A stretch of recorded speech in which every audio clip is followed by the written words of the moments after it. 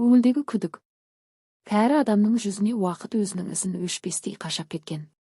Әр әжім сағыныштан, әр сызат үміттің тозуынан қалған белгі еді. Ол таң сайын үйдің алдындағы ескі орындыққа отырып көзін көкжиекке қадап ұзақ отыратын.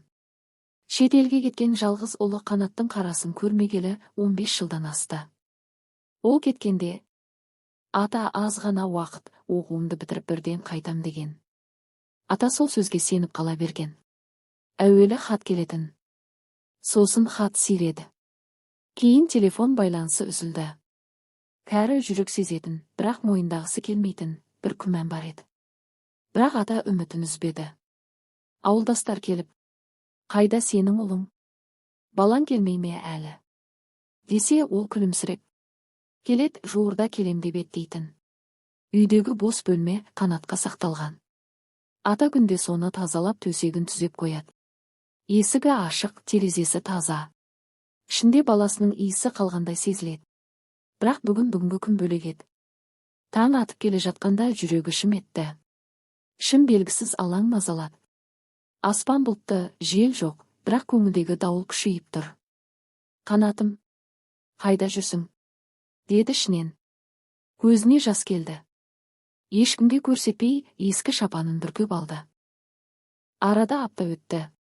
Күнделікті өмір бір қалыпты жалғасқанмен атаның ішінде бір аласапыран басталды. Ұйқысы қашып асқа тәбеті болмай қалды. Бейне бір жүрегі әлденені алдын ала сезіп тұрғандай. Көп сөйлемейтін, көптен үміт күтетін әдетімен қақпа алдына қарап ұзақ отыратын. Сол бір бейсенбі күні түс ауа ауылға бейтаныс көлік кірді. Түкпірдегі шаң басқан көшемен жай жүріп атаның үйі алдына тоқтады. Екі жігіт түсті. Бірінің қолында қара сөмке, екіншісінің көзі төмен салбырап тұр. Ата орнынан баяу көтерілді. Іздеп келгендерің мен болармын деді әлсіз үнмен. Жігіттер үнсіз бас изеді. Қанаттың әкесісіз бе? Мен атасымын, балам жоқ, жалғыз сол еді. Кенет бір сәт тыныштық орнады. Жел болмағанмен ата өзінің арқасын суық жел сипағандай сезінді. Қанат мырза осыдан 2 ай бұрын шет жерде жол апатынан көз жұмды. Ата үндемеді. Тек көз алды тұманданып кетті. Үні шықпады.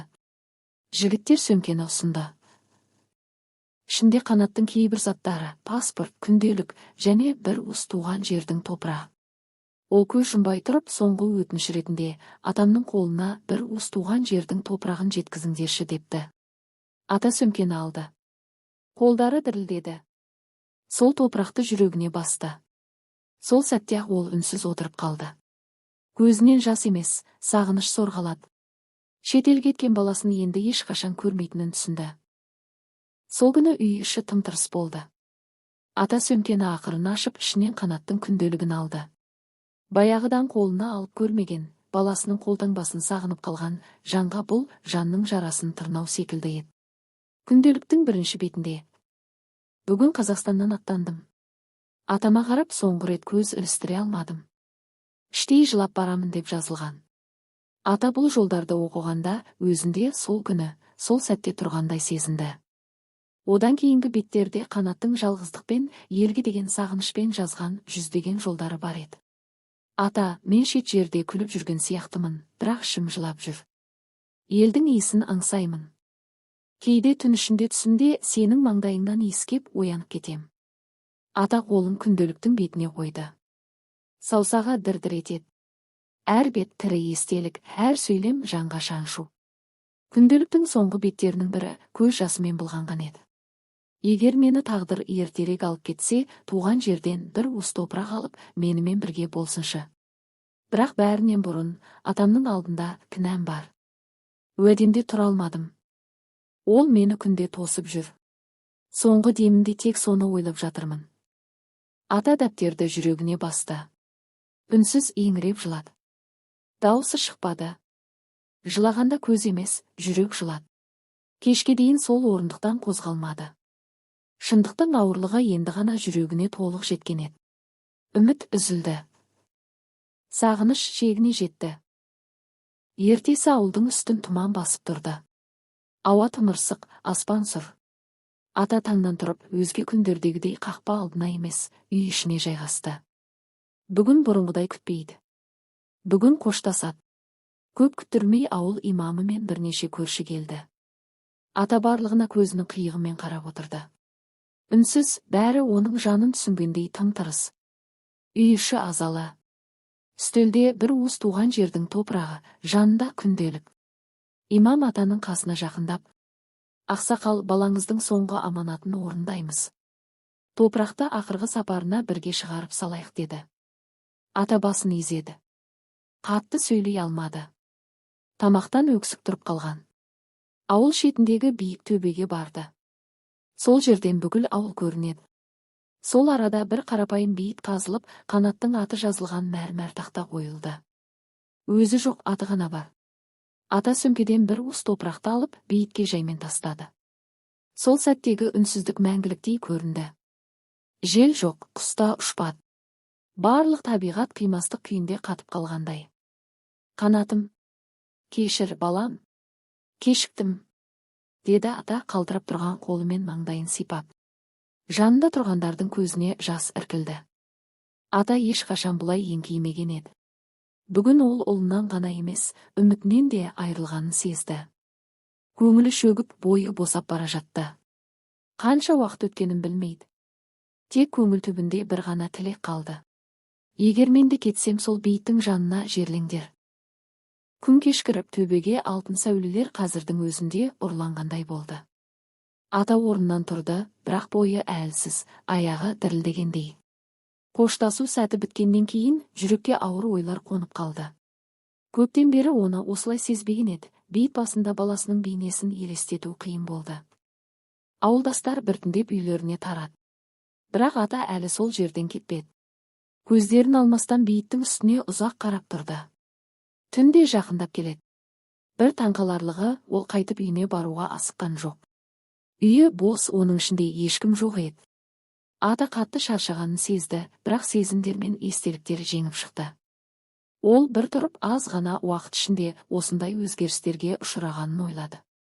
Қанаттың бала күндері, алғаш оқуға кетер сәті, бәрі көз алдында. Әлі күнге дейін сол кездегі үміт пен сенімнің іздері бар.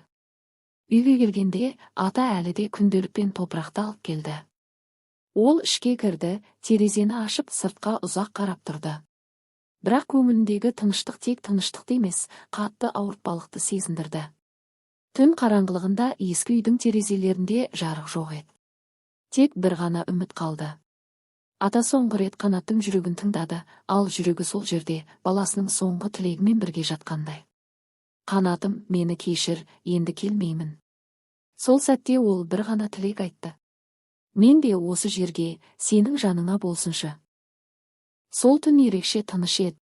Аспанда бұлт жоқ, жұлдыздар жарқырап тұр. Бірақ атаның көз алды бұлдыр. Ол төсекте жатса да көз ілмеді. Сағыныш ұйқы бермеді. Түн ортасында кенет үй үшін жұмбақ тыныштық басты. Сағат сылдыры тоқтап қалғандай, тіпті желде тынған. Сол сәтте атаға бір таныс иіс келді. Қанаттың иісі. Есіктің сықыры естілгендей болды. Ата орнынан баяу көтеріліп есікке қарады. Табалдырықта Қанат тұрды. Сол баяғы бала бейнесінде жымиып тұр. Ата сенер-сенбесін білмеді. Ештеңе деместен екеуі бір-біріне қарады. Көздері сөйлеп тұрды. Қанат жай ғана: «Ата, кешір», деді. Ата жақындап келіп баласын құшақтады. Көңілі босап кетті. Қанша жылдан бері күткен бұл құшақтасу жүрегіндегі жараны емдегендей. «Балам, мен де сені кешір. Саған сеніп едім. Бірақ ештеңе үшін ренжімеймін. Ең бастысы, сен менің жүрегімде мәңгі қаласың». Қанат жымиып тұрып, қолындағы бір уыс топырақты көрсетіп: «Енді мен тыныштамын. Енді жалғыз емеспін», деді. Сол сәтте бәрі жарыққа толды. Жарықта Қанаттың бейнесі ақырын ғайып болды. Ата тек бір уыс топырақты қолында ұстаған күйі қалды. Таң атып келе жатқанда ауыл іші тағы да тыныш еді. Бірақ осы түнде бір жан мәңгілік тыныштыққа кетті. Ата төсегінде бейбіт күйде жатыр. Қолында сол бір уыс туған жердің топырағы. Ертеңіне ауыл адамдары таңдана қарады. Атаның жүзінде ауырлық емес, жеңілдік бар еді. Қасына қойылған күнделікте бір сөйлем жазулы тұр. Кездестік, енді ештеңе ауыр емес.